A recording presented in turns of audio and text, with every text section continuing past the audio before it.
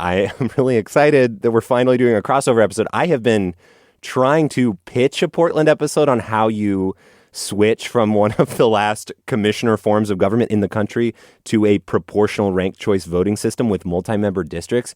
And for some reason, Dirk, no one on my team has taken me up on that pitch. We are happy and ready to do it whenever you are.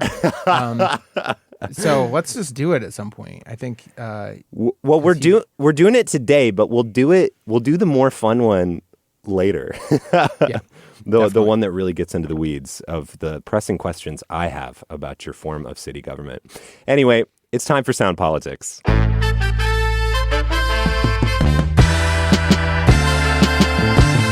You're listening to Sound Politics. I'm Scott Greenstone. Today, we're going to talk about President Trump trying to use National Guard troops in Portland because of immigration protests. And we are making this a PNW Politics Pod crossover episode. Dirk Vanderhart is here from OPB Politics Now, our sister show down in Oregon. Dirk, thank you so much for coming on. It's fantastic to be here, Scott. So as of this Thursday morning taping, though the National Guard has been deployed in other cities like Chicago, I think that it still has not been deployed, as we're recording this, in Portland, despite President Trump's attempts. But the president has been working to portray Portland as a war-ravaged place where things are on fire and exploding, which needs federal intervention. The reality is maybe a little less scary, a little more complicated. I'm seeing videos of protesters in frog costumes, dino costumes, unicorn costumes. On Tuesday, Homeland Security Secretary Kristi Noem visited the Immigration and Customs Enforcement facility where the protests are kind of focused around. And she surveyed a small group of protesters with puppies. Yakety Sax was playing. Come on down! I got a Subway sandwich for ya! Woo! There was also, what you just heard was a threat of a thrown sandwich, I think. And then on Sunday, an emergency naked bike ride has been called. Presumably naked bike riders, presumably going near the ICE facility. So Portland stays Portland. But there have been, some incidents of violence, and Trump has continued on his warpath to spotlight it.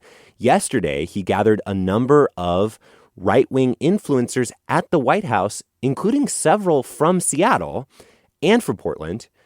Those influencers, right-wing journalists, they have been attacked by or fought with the anarchists or Black Bloc or Antifa. That's a shortening of anti-fascist. Basically, protesters wearing black, left-wing. One podcaster who talked with Trump yesterday at the White House was on this podcast recently. And we're going to talk about all that today because while this is going on in Portland, Seattle is kind of watching and holding its breath. City and state officials seem worried that Trump is getting ready to deploy the National Guard here. And that has obviously not happened, and it's not announced or planned as far as we can tell, but there could be some things to learn about the situation in Seattle or the potential situation in Seattle by looking at our neighbor to the south. I think we're definitely taking notes on the puppy protest. I could see Seattle doing that. I think if we did a naked bike ride, it would be maybe painted riders, like Fremont style. They'd paint up. But Dirk, let's roll this back to the beginning. Why are there protests outside the Immigration and Customs Enforcement facility in Portland? How long has this been going on? Yeah, these really cropped up in June, I think, early June, around the time we were hearing a lot about, ICE agents going to courthouses, pulling out people who were seeking asylum, sort of canceling their asylum bids and sending them to deportation proceedings.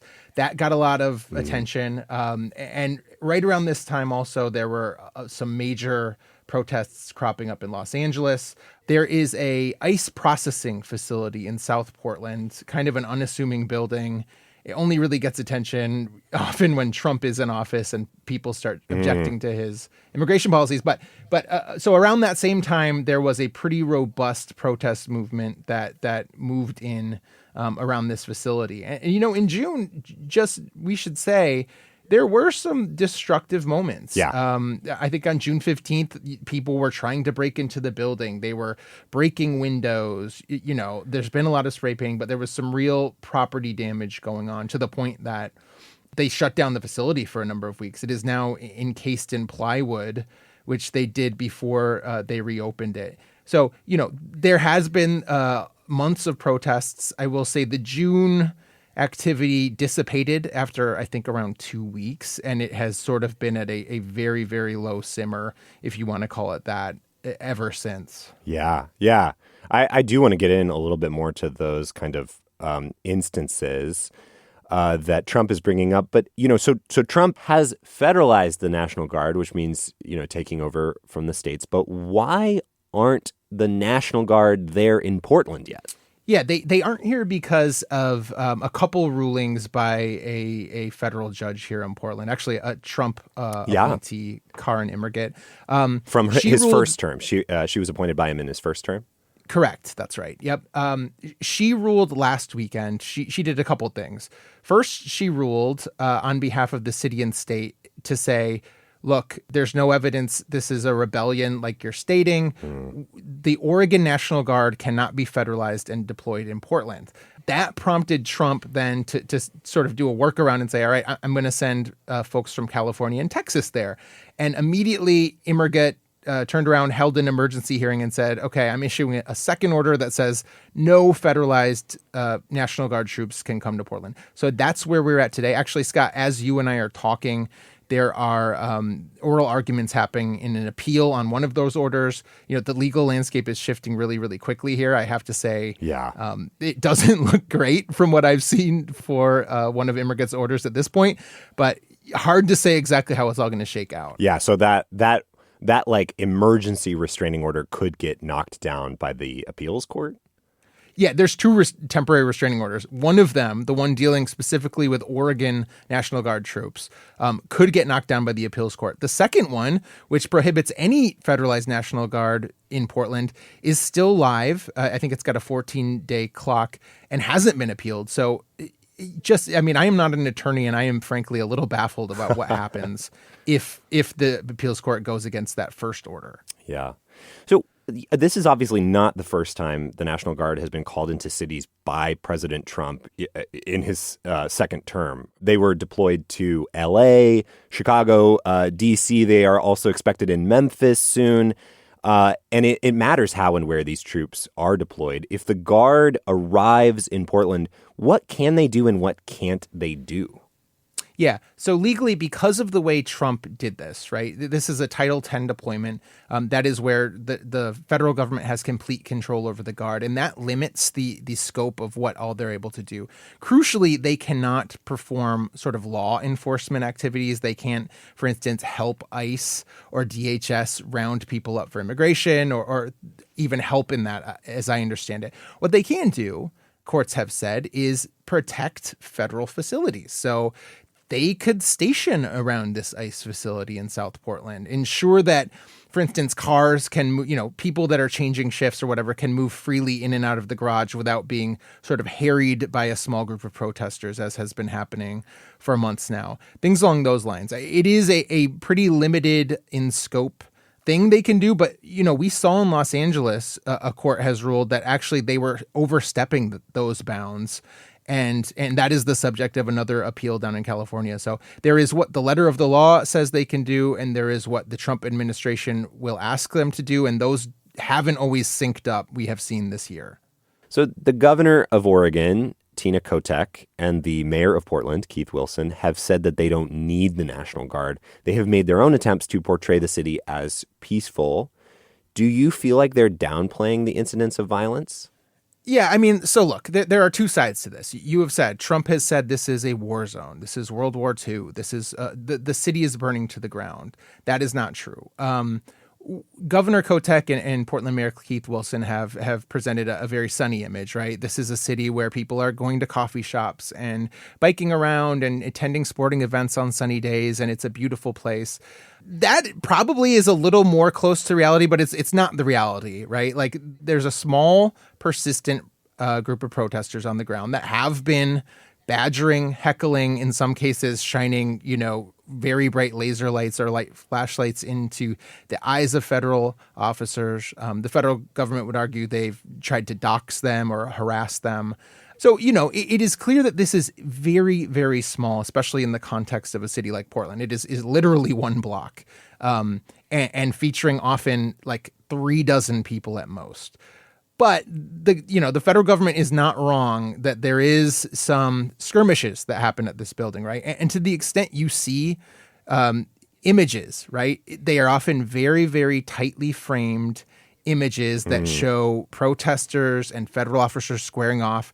Sometimes they will deploy pepper balls or tear gas, right? And it can look very, very dramatic in that tight frame. And I think if you zoomed out and really showed the context in which those skirmishes are happening, people might have a different view of it because it really is just quite small. I don't want to minimize the fact that there is some violence going on here, right? Like there are confrontations, but just contextually, it is a tiny thing. And I think what Kotek and Wilson are saying is, look, this is small. We have a police force. The federal government has officers that have been containing this. There is no way on earth this merits the use of National Guard troops in this city. And we played a clip from the ground looking up at Secretary Noem, the one with the yakety sax. But if you look from the other view, from Noem down to the street, it really doesn't look like much. And, people have said there are more people from the media here covering this protest than there are protesters at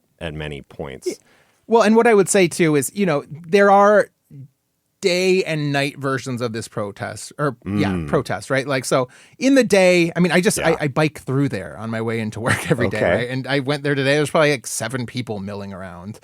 There's some tents stood up in like some canopies with provisions and sort of a home base, but there's not a lot of people. People do show up in the evening though. And especially now that, this has become a national focal point, there are folks with a leftist perspective and there are folks with more of a MAGA perspective that come down. Sometimes they are screaming at each other, badgering each other. Occasionally there will be scuffles or fights that break out. But, so I just want to say that the daytime, afternoon life of this protest is not necessarily the nighttime version of the protest. I still think it's been very, very small, though. And we're going to talk more about the kind of right-wing media narrative, particularly the president's narrative that he was signal blasting from the White House yesterday. When we come back, I'm speaking with Dirk Vanderhart of OPB's Politics podcast, OPB Politics Now. We're going to take a quick break. We will be back in a moment.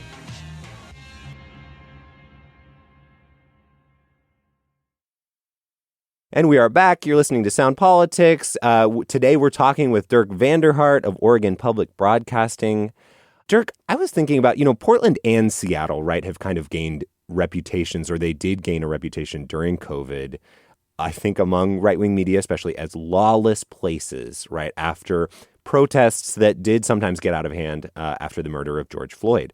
And in Portland, there were, I remember, nightly demonstrations at the federal courthouse. President Trump actually sent in federal law enforcement officers, not the National Guard, but other ones. And during those protests, there was some property damage. There were confrontations with police. It seems like things are different on the ground now, but do you think that idea of what Portland was like in 2020 is still shaping the president's actions right now? I think about last year in the, debates, he said of Seattle that protesters took over a big chunk of the city when he was talking about CHOP. It was really only a few blocks. Is that kind of thing, do you think, kind of impacting what he views Portland as now, or at least what he's saying Portland is now?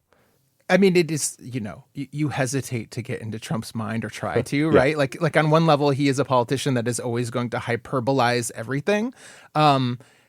So does he believe, is he watching footage from 2020 where there's fires in the street, tons of people, in some cases, like beating down fences or whatever? There was some pretty concerning moments in those protests. Or is he just taking what he sees, which is far more limited and far less violent or dramatic in many ways, and hyperbolizing that and saying Portland is on fire? What is clear is Portland is not on fire. I mean, there's barely, I think there was like a fire lit in the driveway at some point. I'm probably not capturing all of it, but it's tiny. So, I don't know whether he's just, acting as sort of a pitch man, that we're really in dire places, or actually misinformed about the scope of this? That's been a question that officials here have been kind of asking, but no one truly knows. And the fear being that it's an excuse so that he can send in the National Guard. And the risk is, right? I think what a lot of officials believe is the risk is he will send in the National Guard. And, what we saw in 2020 when federal officers came in, I mean, they were in some cases like swooping people into vans off the street, but they became a major focal point. And, protests that were really upset about the Portland Police Bureau suddenly shifted, got larger, and became about a federal occupation of the city. And it really seemed to drag that on longer than it had to. And I think there is a real concern among folks here that if the National Guard shows up, we are going to see, that become a magnet for this facility and things just ramping up. Yeah. Yeah. So I was watching this roundtable yesterday at the White House. Familiar faces, including Brandy Cruz, who we had on our show a couple weeks ago. They, were talking to the president, all of these influencers were talking to the president about being attacked in the past by anarchists or left-wing protesters. And the discussion ranged really wide, got a little wild at points. I think Jonathan Cho, a local influencer, said, without any evidence that I can see, that Antifa is connected to the Democratic Socialists of America, which is pretty active here in electoral politics. But their basic argument is that the media is ignoring the violent threat that these Black Bloc protesters present, like the protesters wearing black, especially the ones at night. One person there was Katie Daviscourt, who covers these protests for the right-wing website, The Post Millennial. She had a black eye that she says was from the pole of a Palestinian flag that a protester was waving. They're saying that the mainstream media is ignoring this. I have written about violence at protests in the last couple of months, so I don't think it's true we're ignoring it totally. I wonder, what has your experience been at these protests, and do you think that the president or these right-wing media figures have any point that we're not paying enough attention to violence from left-wing groups? I watched the same roundtable you did, and it was a little head-scratching for me to hear them repeatedly say we're making it all up. They won't acknowledge that this exists. I mean, I kind of don't know where they're coming from, because I think in Seattle and in Portland, the presence of Black Bloc demonstrators has been a focal point. We used to have a group called Rose City Antifa here, so which came up yesterday as if it still existed. Right. But to the extent there is an organized Antifa group, which I think many people would dispute as a national project, like there was one in Portland. Yeah. I think the disagreement comes when you just really try to define what it is, because it is hard to get at. Like, how organized are these groups? There is absolutely some organization, but I don't think it's in the level of thousands. I think it's a relatively small group of people, at least here in Portland. Do they talk to people in Seattle? Probably. But, I just think they give a level of import and sophistication to what is at heart like a leftist ideology that I think we all wrestle with. And I do think they overstate it. Sorry, I think I cut you off. No. I was just going to jump in that you're kind of talking about this other big point of the press conference, which was the pushing back on the idea that Antifa should not be labeled a terrorist organization because it's not really an organization, right? You're saying that their basic argument is, of course, we should label Antifa a terrorist organization. I've talked to Antifa historians and experts on this, and they say Antifa is more of a loose sort of kind of label generally, but it does sometimes show up in small organizations like what you're talking about, the Rose City Antifa, that sometimes it can be organized. So it's funny because it seems like the reality is a little bit hard to parse, and Trump is selling a very simple narrative. But I think to your original question, I mean, it is true. Like, undeniably, there is a harder core of activists here, leftist activists who show up in Black Bloc, who come often prepared waving flags with like big metal, poles attached or big wooden poles attached, that are often the groups that want to incite something, that want to get the police or the federal troops to launch tear gas and force a larger confrontation or might be doing the property damage. I think that's undisputably true. And that is what these people are keying in on, I think. It's just when you try to, I think the labels get a little difficult, but I'm quite sure in Seattle you guys see the same stuff. Yeah, it's sort of like, is this person Antifa? I don't really know. They're wearing black bloc. They might be an anarchist. They might be some other, thing. Some of the names that were brought up at the White House, the John Brown Gun Club or something like that. And I think you're right, too. There is, whether it's right-wing extremists at protests or left-wing folks like I've covered these protests and I have been nervous to kind of get close to them. You take photos of them. And I remember recently at a federal immigration court protest in Seattle outside the court where they were doing something similar, kind of blocking the vehicle exits. I took a photo of them doing that for the story because that's what the story was about. And they were like, buzz off. And I was intimidated. I was sort of like, I'm not going to get in their face. These right-wing journalists or influencers or whatever you want to call them, sometimes they do get in their face after dark, right? And some of them have been attacked in Seattle, like Cam Higbee, another guy who often goes out and films these protests. He was punched. I think he said he had a concussion, punched by someone with like weighted gloves. So certainly happens. The question that we all have to answer, and the question I'm kind of curious, is how do we thread that needle of saying this stuff is happening and not buying into a narrative that it's happening everywhere, that the city's on fire, that some huge intervention is needed, that may have, legal fuzziness. And I'm kind of curious how you do that. Yeah. No, it's a difficult question. I think it's one that media has struggled and sometimes failed to answer correctly, right? Like, I will say this. I don't think that people are always wrong when they say the media presented a probably overly sanitized version of 2020. Because I think there is something lost, even though it's at its heart accurate when you say largely peaceful protest. I think there is something lost in that, right? Like you are not actually conveying the full truth of the matter in a way that I think many people would care about. So, for instance, in marches where we saw when Trump was elected, right, or maybe even during 2020, but there would be marches and people would break out and bash cars in a car lot or break into businesses, like shatter the plate glass, go into businesses. I mean, really concerning, objectionable from my perspective activity. I think that we just need to be honest that that is happening and that most people aren't doing it. And maybe that happens. I think it does happen, but being honest about the negatives as well without sort of overselling them or giving the wrong impression, I think is where the trick is. I think people do it right sometimes. I just think that is the sort of balance you have to try to reach. Yeah. Well, thank you for trying to reach it for me and for us and for our listeners. I appreciate it. It's the kind of thing where when you're trying to be a unbiased news source, you do often have to think and sit with, like, am I doing this right? Am I doing a good job of being balanced?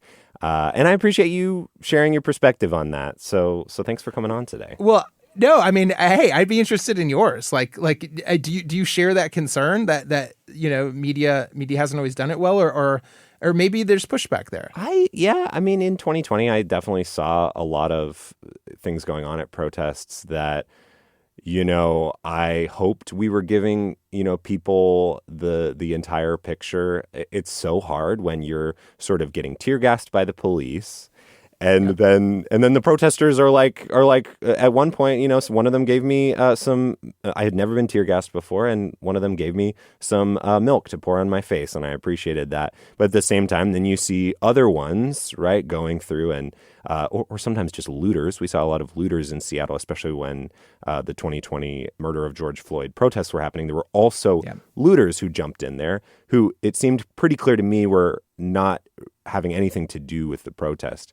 So I do think the point is that we always have to strive harder. I do think about, and I hate to get too historical with it, but when Antifa was originally formed during the Weimar Republic, the press was obsessed with left-wing violence on the streets, and they often ignored right-wing violence, which some historians have pulled and pointed to as a reason that the Nazi Party was able to rise. And so I think about that a lot, just to say that I don't want to be participating in anyone blowing up and making it seem like an issue is so huge that we need to, sources have said recently that the president is thinking about invoking the Insurrection Act, which could have some real far-reaching consequences. And so this is the kind of stuff that I feel like we have to be so careful with. And I'm glad that both of us are thinking about it. Like, it's good to hear your thoughts on it.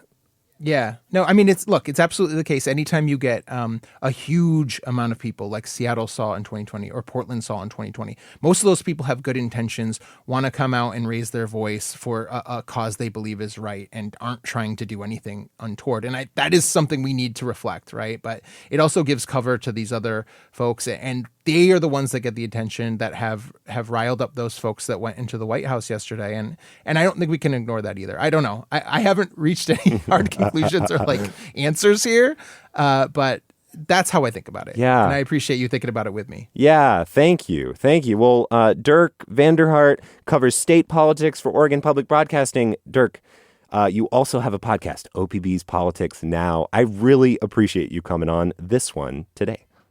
We are going to get you on OPB Politics Now one of these days, Scott. Amazing. I cannot wait. That's it for Sound Politics. I'm Scott Greenstone. Our editor is Kat Smith. Our producer is Hans Anderson. And we are supported by you, the listener, and other listeners.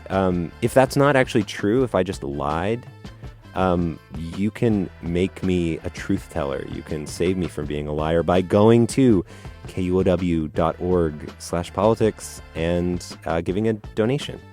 Thank you so much, and we will see you next week.